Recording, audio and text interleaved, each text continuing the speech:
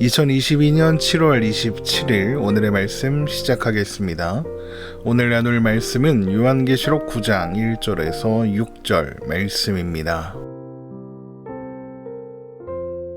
다섯째 천사가 나팔을 불매 내가 보니 하늘에서 땅에 떨어진 별 하나가 있는데 그가 무저갱의 열쇠를 받았더라.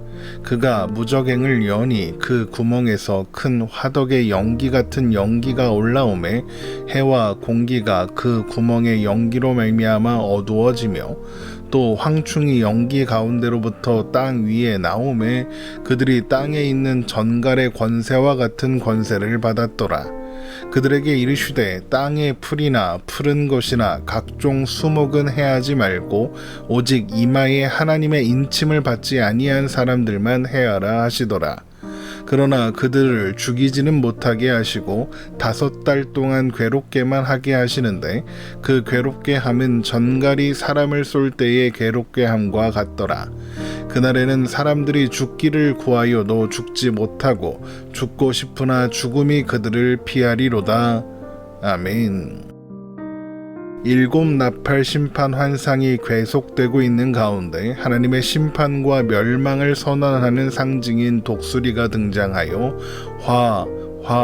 화가 있다고 큰 소리로 외쳤습니다. 그 이유는 지금까지 네 천사들이 나팔을 불 때 일어난 심판이 전부가 아니라 아직도 새 천사가 불 나팔이 남아있기 때문이다 라고 했죠. 이것은 남아있는 화가 더 크고 두려운 심판이 될 것이다 라는 의미입니다.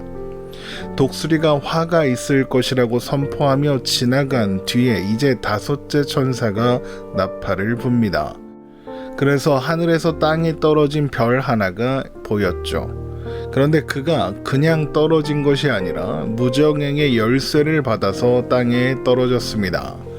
요한계시록 9장 1절입니다. 5째 천사가 나팔을 불매 내가 보니 하늘에서 땅에 떨어진 별 하나가 있는데 그가 무저갱의 열쇠를 받았더라.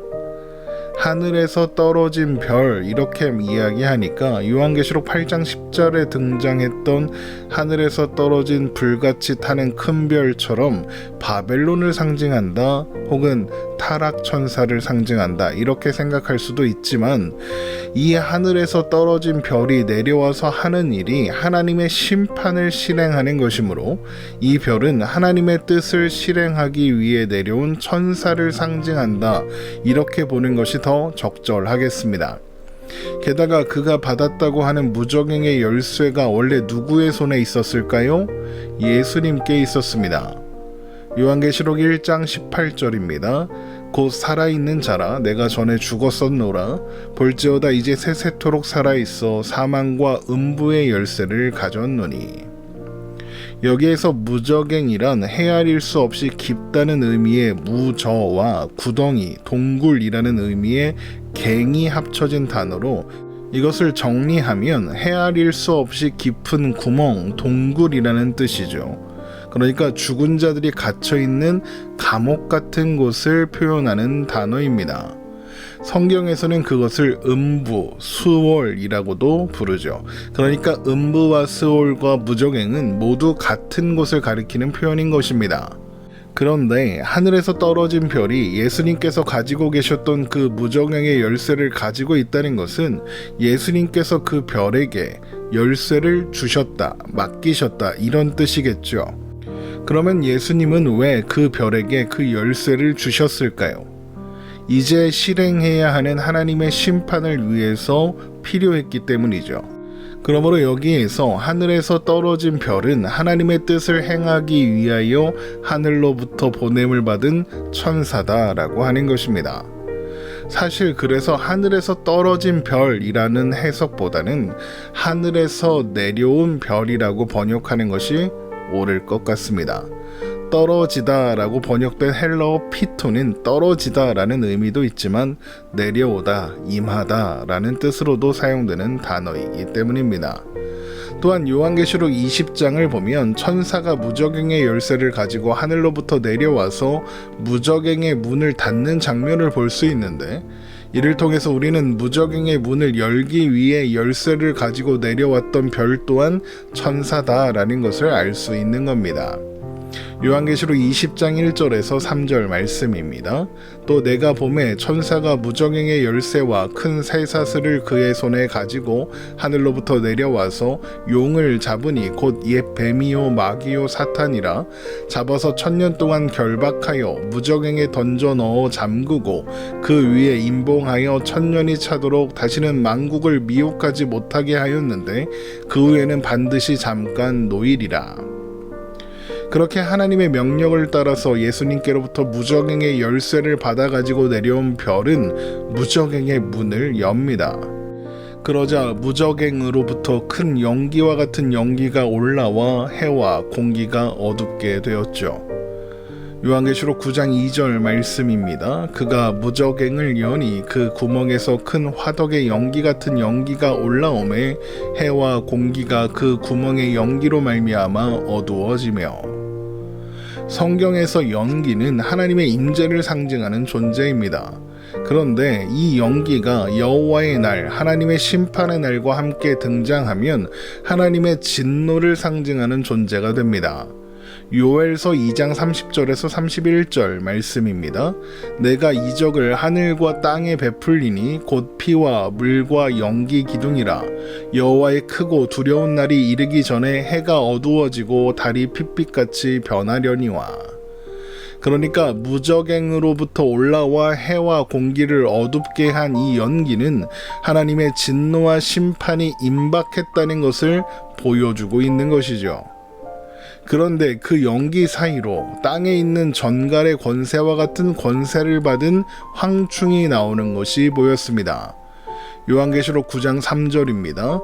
또 황충이 연기 가운데로부터 땅 위에 나오매 그들이 땅에 있는 전갈의 권세와 같은 권세를 받았더라. 황충은 메뚜기과의 곤충으로 작은 것은 5cm에서 10cm 정도이지만 큰 개체의 경우에는 사람의 팔뚝만한 것도 있다고 합니다. 이 황충은 바람의 방향을 따라 집단으로 이동하며 닥치는 대로 먹어치우는 습성이 있어서 황충떼가 지나간 지역은 황폐하게 변한다고 합니다. 그래서 이런 황충은 성경에서 하나님의 심판의 도구로 등장하는 것이죠. 요엘서 1장 4절 말씀입니다. 팥중이가 남긴 것을 메뚜기가 먹고 메뚜기가 남긴 것을 느치가 먹고 느치가 남긴 것을 황충이 먹었도다. 그런데 하나님은 무저갱으로부터 올라온 이 황충을 향하여 땅의 풀이나 푸른 것이나 수목은 건드리지 말고 이마에 하나님의 인침을 받지 않은 사람들만 해하라 라고 명령하십니다.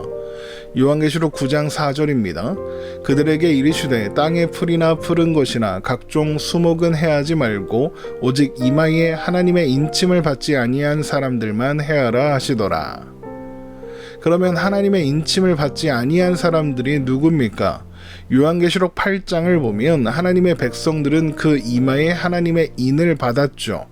그러니까 하나님의 인침을 받지 아니한 사람들은 하나님의 백성이 아닌 자들, 하나님의 심판을 피하여 숨고자 했으나 숨을 수 없었던 자들, 그 진노의 날에 누가 능히 서리오 했던 바로 그들인 것입니다. 그들은 그들이 말한 대로 하나님의 진노를 피할 수가 없는 것이죠. 그런데 하나님은 그들을 죽이지는 말고 5달 동안 괴롭게만 하라고 하십니다. 그리고 그 괴로움은 사람이 정갈에 쏘였을 때와 같을 것이다 라고 하죠. 요한계시록 9장 5절입니다. 그러나 그들을 죽이지는 못하게 하시고 5달 동안 괴롭게만 하게 하시는데 그 괴롭게 함은 전갈이 사람을 쏠 때의 괴롭게 함과 같더라. 그래서 황충이 정갈의 권세 같은 권세를 가지고 무저갱으로부터 올라왔던 겁니다. 이러한 하나님의 구체적인 명령을 수행해야 하니까요. 하나님의 인침을 받지 않은 사람들은 그로 인해 큰 고통을 겪게 될 것입니다. 너무 고통스러우면 차라리 죽는 게 낫다 생각하게 되는데 그들은 그마저도 할 수 없게 될 것입니다. 왜냐하면 죽음이 그들을 피할 것이니까요. 요한계시록 9장 6절 말씀입니다. 그날에는 사람들이 죽기를 구하여도 죽지 못하고 죽고 싶으나 죽음이 그들을 피하리로다. 사람은 죽음을 피하지 못하지만 죽음은 사람을 피할 수 있는 겁니다. 왜 그렇습니까? 생사의 주권이 하나님께만 있기 때문이죠. 그러니까 하나님이 허락하지 않으시면 죽고 싶어도 죽을 수가 없는 겁니다. 그러면 이것이 무섭게 생긴 황충이라는 곤충이 나타나서 예수님을 안 믿는 사람들을 5달 동안 쏘고 다닐 거다, 뭐 이런 일이 있을 거다, 이런 의미일까요? 요한계시록은 그런 식으로 해석되는 말씀이 아니라고 말씀드렸죠. 이 또한 성경에서 답을 찾아야 합니다. 에스겔서 2장 3절에서 7절 말씀을 보겠습니다. 내게 이르시되 인자야, 내가 너를 이스라엘 자손 곧 패역한 백성 나를 배반하는 자에게 보내노라. 그들과 그 조상들이 내게 범죄하여 오늘까지 이르렀나니 이 자손은 얼굴이 뻔뻔하고 마음이 굳은 자니라. 내가 너를 그들에게 보내노니 너는 그들에게 이르기를 주 여호와의 말씀이 이러하시다 하라. 그들은 패역한 족속이라. 그들이 듣든지 아니 듣든지 그들 가운데 선지자가 있음을 알지니라. 인자야, 너는 비록 가시와 찔레와 함께 있으며 전갈 가운데에 거주할지라도 그들을 두려워하지 말고 그들의 말을 두려워하지 말지어다. 그들은 패역한 족속이라도 그 말을 두려워하지 말며 그 얼굴을 무서워하지 말지어다. 그들은 심히 패역한 자라. 그들이 듣든지 아니 듣든지 너는 내 말대로 고할지어다. 하나님께서 에스겔 선지자에게 하나님을 배반하고 대적한 패역한 자들에게 말씀을 선포하라고 하시면서 너는 비록 가시와 찔레와 함께 있으며 전갈 가운데에 거주할지라도 그들을 두려워하지 말고 그들의 말을 두려워하지 말지어다 라고 말씀하셨습니다. 그러니까 가시, 찔레, 전갈은 하나님의 편에 서지 않는 자들, 하나님을 대적하는 자들을 가리키는 표현인 것이죠.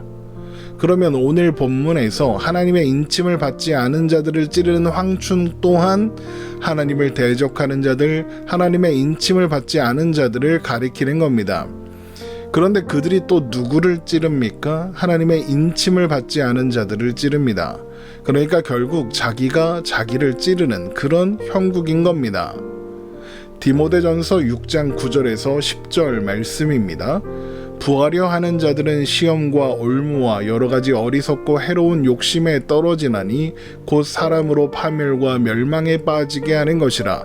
돈을 사랑함이 일만하게 뿌리가 되나니 이것을 탐내는 자들은 미혹을 받아 믿음에서 떠나 많은 근심으로써 자기를 찔렀도다. 사람이 무엇으로 자기를 찌른다고 합니까? 탐심으로 인한 많은 금심으로 자기를 찌른답니다. 하나님의 인침을 받지 않은 사람들은 그들이 가진 탐욕이라는 죄로 말미암아 스스로를 찌른다 이것입니다. 그러니까 결국 무적행에서 나온 황충들이 상징하고 있는 것은 하나님의 인침을 받지 않은 자들이 탐욕의 삶을 살고 그 탐욕으로 인해 서로가 서로를 찌르는 그런 모습을 보여주는 것입니다. 그런 삶은 죽는 것보다 고통스럽겠죠. 그들이 어둠 속에서 살아가고 있기 때문입니다. 황충이 무정행에서 올라오기 전에 연기 같은 연기가 올라와 해와 공기를 가려 어둡게 했죠. 어두움 속에 살아가고 있는 겁니다. 그들은 어두움 속에서 자신들이 뭘 하는지도 모르고 그 결과가 무엇인지도 모르고 살아가고 있는 겁니다. 여러분, 세상을 한번 보십시오. 온갖 탐욕으로 가득합니다. 부동산이 폭등할 때 무리하게 빚을 내서 부동산에 투자하지 말라고 경고했음에도 불구하고 다들 그렇게 했죠. 또 가상화폐, 비트코인 이런 것들이 유행하니까 규제와 감시가 필요하며 무리한 빚을 내서 투자하는 것은 위험하다는 경고가 계속되었죠. 그러나 그렇게 했습니다. 그때 왜 나라가 개인의 자유를 침해하느냐? 왜 나라가 개인의 투자를 방해하느냐? 이렇게 이야기했죠. 그러다가 부동산이 폭락하고 가상화폐의 가격이 폭락했습니다. 그러니까 뭐라고 합니까? 왜 나라에서 말리지 않았느냐? 이게 다 나라 탓이다. 그러니까 나라에서 그 빚 좀 갚아줘라 그럽니다. 그런데 또 한편에서는 아니 그럼 빚 내서 투자 안 하고 성실하게 열심히 산 사람들은 바보 멍청이냐? 왜 내가 낸 세금으로 남의 빚을 갚아주냐? 이러면서 반대합니다. 그것도 맞는 말이죠. 그런데 한번 생각해 보십시오. 그들은 왜 그런 생각을 할까요?